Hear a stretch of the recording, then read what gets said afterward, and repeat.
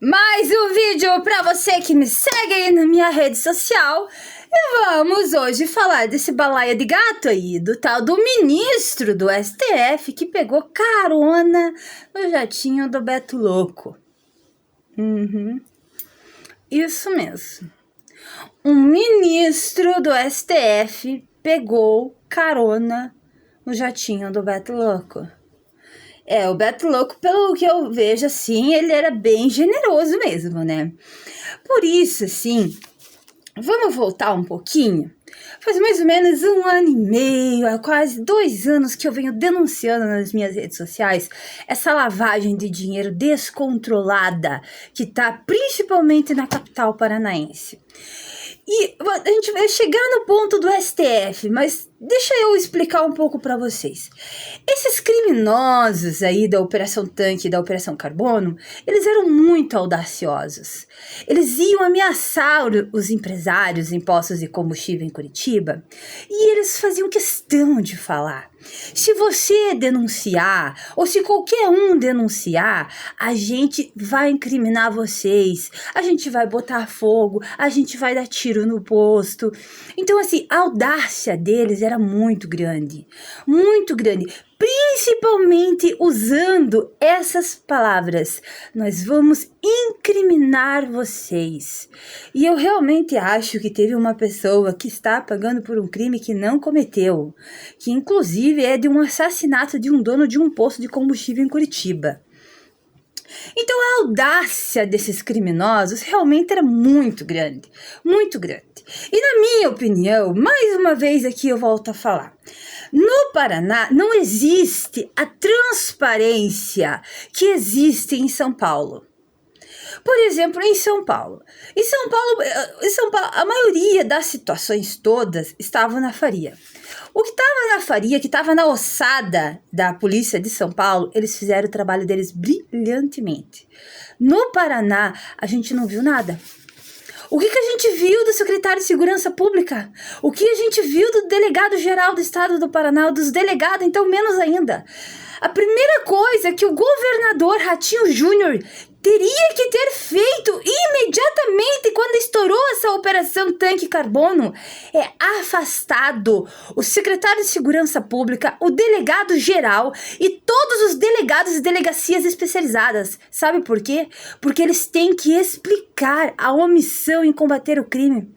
Como que eles conseguiram e permitiram que essa lavagem de dinheiro se tornasse tão bem sucedida na capital paranaense e no Paraná?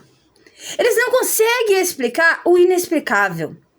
E o que assim me soa muito estranho, por isso que eu falo pra vocês que eu acho assim, algo assim muito obscuro do governo Ratinho Júnior, porque desde que o Tarcísio de Freitas assumiu o governo de São Paulo, ele vem falando: a gente sabe que tem uma lavagem de dinheiro descontrolada em postos de combustível, nós estamos em cima, nós estamos investigando, bababá. O governo está investigando, as autoridades, o Ministério Público, a Receita Federal, a Receita Estadual, o povo tudo estava investigando. Aonde que estourou a operação? Através das autoridades de São Paulo e das autoridades federais, como a Polícia Federal e como a Receita Federal. Porque no Paraná, ninguém foi capaz de fazer nada.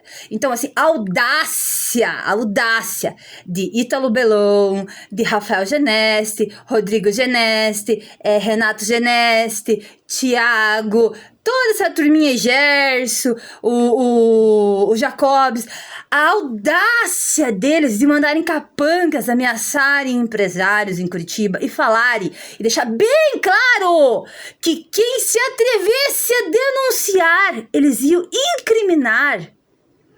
Isso já bota, pra mim, bota muito assim em jogo a índole das delegacias especializadas do Paraná, principalmente da capital paranaense. Primeiro, porque eles têm que explicar como que eles permitiram que chegasse ao ponto que chegou essa lavagem de dinheiro de bilhões. Nós não estamos falando de ladrão de galinha, nós estamos falando de ladrões. de caras assim que lidam com máfias, de terroristas, de narcotraficantes, entendeu? Então, assim, primeira coisa que se o Ratinho Júnior realmente não fosse obscuro, ele teria que ter feito era ter imediatamente afastado o secretário de Segurança Pública, o delegado-geral e todos os delegados e delegacias especializadas de Curitiba e investigadores também. Porque como que eles explicam a omissão em combater esse crime? Gente, esses caras, eles imigraram para Curitiba mais ou menos com força em 2019. Em 2020, a polícia já sabia dessa imigração, já sabia dessa lavagem de dinheiro descontrolada. E como é que pode que o governo de São Paulo que teve que tomar uma providência no governo do Paraná?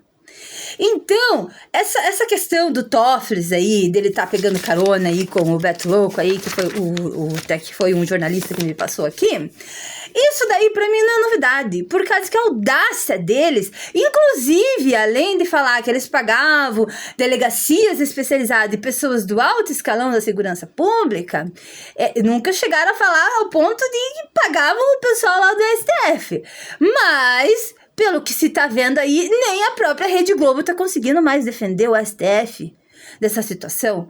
Imagina só, gente. Isso é o cúmulo, isso é o fim do mundo. Isso não dá pra aceitar. Isso não dá pra aceitar. E o que não dá pra aceitar é que olha, eu vou dizer uma coisa pra vocês. Eu hoje, quando eu vejo um delegado de delegacia especializada em Curitiba prendendo alguém, ou falando, é formador de quadrilha e tal, eu fico pensando, será que é formador de quadrilha mesmo? Será que esse cara aí, ele não é algum desafeto desse delegado? Ou é porque ele não quis pagar a propina o suficiente? Eu tenho essas dúvidas por causa disso, porque não teve transparência, porque quando estourou a Operação Tanque, a Operação Carbono, se no Paraná tivesse hoje um governador que, assim, trabalhasse 100% na transparência, como foi o caso do Tarcísio de Freitas, que desde que ele assumiu o cargo, ele vem falando dessa lavagem de dinheiro, e ele realmente fez alguma coisa pelo Estado, e tá fazendo, não só ele, como a Secretaria de Segurança Pública, o governo do Estado de São Paulo, estão de parabéns, porque eles estão fazendo um combate que no Paraná não está ocorrendo. Não está ocorrendo. Ao contrário, eu acho que para abafar o caso, para abafar essa situação toda aí, eles vão começar a incriminar muita gente aí no Paraná. Entendeu? E outra coisa, é muito fácil desmantelar essa quadrilha a partir do momento que fecha esses postos de combustível do crime. Sabe por quê? Porque nenhum gerente vai querer passar uma longa temporada na cadeia. Então, assim, eles têm muito a falar. Porque nenhum dono de posto de combustível faz nenhuma gambiarra se o gerente não participar. E aqui tá uma pessoa que foi gerente de posto de combustível. Tenho, inclusive, na minha carteira como gerente de posto de combustível. Então, assim, nenhum dono de posto faz nada, absolutamente nada, sem autorização do gerente. E você, gerente, você larga a mão de ser burro. Porque um advogado aqui me passou que, por exemplo, um dono de um posto lá no Nordeste, para se livrar da cadeia, ele jogou tudo nas costas do gerente. Então, você, gerente de posto aí, a hora que a bomba estourar pro teu lado, porque vai estourar pro teu lado, você fala a verdade. Que quem era o chefão ali não era você, era sim o dono do posto, porque assim então vai sobrar tudo pra você e você vai ficar um longo tempo na cadeia, e daí o dono do posto quer ver quem vai pagar pensão alimentícia, sustentar a sua família. Então você larga a mão desse otário. Então, assim, ó, pra mim não é nenhuma surpresa desse ministro aí, ele realmente ter pegado uma carona como o Beto Louco. Aí me explica mais ainda a audácia desses criminosos em falar para as pessoas que se vocês denunciarem, nós vamos incriminar. Então, assim, não dá para acreditar hoje em algumas coisas no Paraná. Tá difícil a situação no Paraná. Eu não vejo a hora que mude esse governo e entre um governador que trabalhe realmente baseado nos nossos interesses, coloque um secretário de Segurança Pública que trabalhe baseado nos nossos interesses, um delegado geral que trabalhe baseado nos nossos interesses, e troque todos esses delegados aí, porque eu particularmente já não confio em nenhum mais.